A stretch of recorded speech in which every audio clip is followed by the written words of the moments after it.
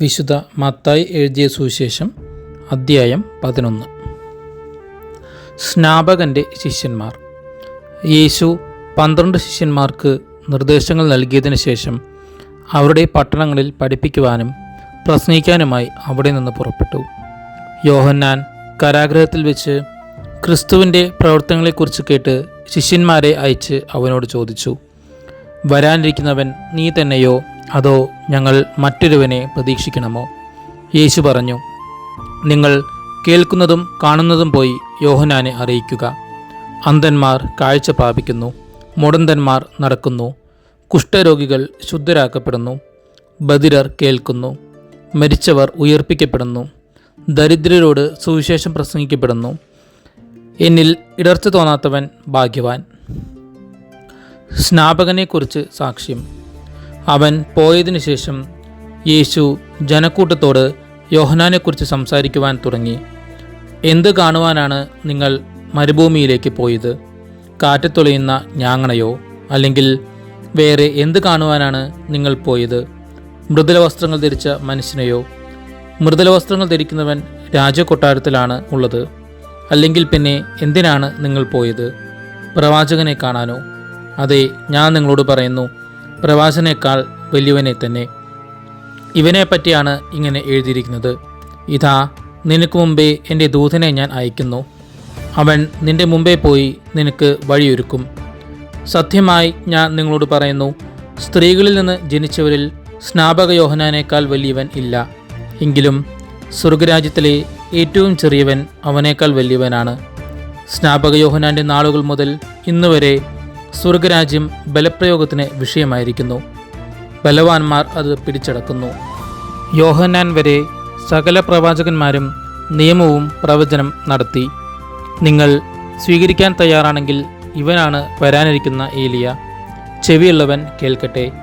ഈ തലമുറയെ എന്തിനോടാണ് ഞാൻ ഉപമിക്കേണ്ടത്? ചന്തസ്ഥലത്തിരുന്ന് കൂട്ടുകാരെ വിളിച്ച്, ഞങ്ങൾ നിങ്ങൾക്ക് വേണ്ടി കുഴലൂതി, എങ്കിലും നിങ്ങൾ നൃത്തം ചെയ്തില്ല. ഞങ്ങൾ വിലാപഗാനം ആലപിച്ചു, എങ്കിലും നിങ്ങൾ വിലപിച്ചില്ല എന്ന് പറയുന്ന കുട്ടികൾക്ക് സമാനമാണ് ഈ തലമുറ. യോഹന്നാൻ ഭക്ഷിക്കാത്തവനും പാനം ചെയ്യാത്തവനുമായി വന്നു. അവൻ പിശാച് ബാധിതനെന്ന് അപ്പോൾ അവർ പറയുന്നു. മനുഷ്യപുത്രൻ ഭക്ഷിക്കുന്നവനും പാനം ചെയ്യുന്നവനുമായി വന്നു. അപ്പോൾ അവർ പറയുന്നു, ഇതാ ഭോജനപ്രിയനും വീഞ്ഞുകുടിയനും ചുങ്കക്കാരുടെയും പാപികളുടെയും സ്നേഹിതനുമായ മനുഷ്യൻ. എങ്കിലും ജ്ഞാനം അതിൻ്റെ പ്രവൃത്തികളാൽ നീതീകരിക്കപ്പെട്ടിരിക്കുന്നു. അനുതപിക്കാത്ത നഗരങ്ങൾ. യേശു താൻ ഏറ്റവും കൂടുതൽ അത്ഭുതങ്ങൾ പ്രവർത്തിച്ച നഗരങ്ങൾ മാനസാന്തരപ്പെടാത്തതിനാൽ അവയെ ശാസിക്കുവാൻ തുടങ്ങി. കൊറാസിൻ, നിനക്ക് ദുരിതം! ബെത്സയിദ, നിനക്ക് ദുരിതം!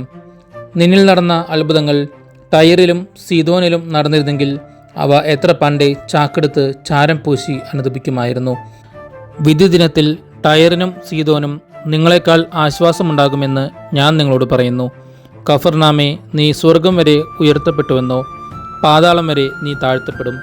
നിന്നിൽ സംഭവിച്ച അത്ഭുതങ്ങൾ സോദോമിൽ സംഭവിച്ചിരുന്നുവെങ്കിൽ അത് ഇന്നും നിലനിൽക്കുമായിരുന്നു.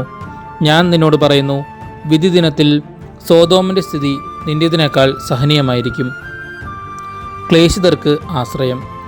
യേശു ഉദ്ഘോഷിച്ചു, സ്വർഗത്തിൻ്റെയും ഭൂമിയുടെയും നാഥനായ പിതാവേ, നീ ഇക്കാര്യങ്ങൾ ബുദ്ധിമാന്മാരിലും വിവേകികളിലും നിന്ന് മറച്ച് ശിശുക്കൾക്ക് വെളിപ്പെടുത്തിയതിനാൽ ഞാൻ നിന്നെ സ്തുതിക്കുന്നു.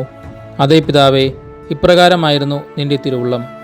സർവവും എൻ്റെ പിതാവ് എന്നെ ഏൽപ്പിച്ചിരിക്കുന്നു. പിതാവല്ലാതെ മറ്റാരും പുത്രനെ അറിയുന്നില്ല.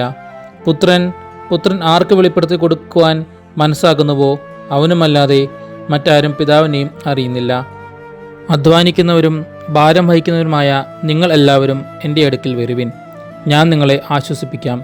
ഞാൻ ശാന്തശീലനും വിനീത ഹൃദയനുമാകയാൽ എൻ്റെ നുകം വഹിക്കുകയും എന്നിൽ നിന്ന് പഠിക്കുകയും ചെയ്യുവിൻ.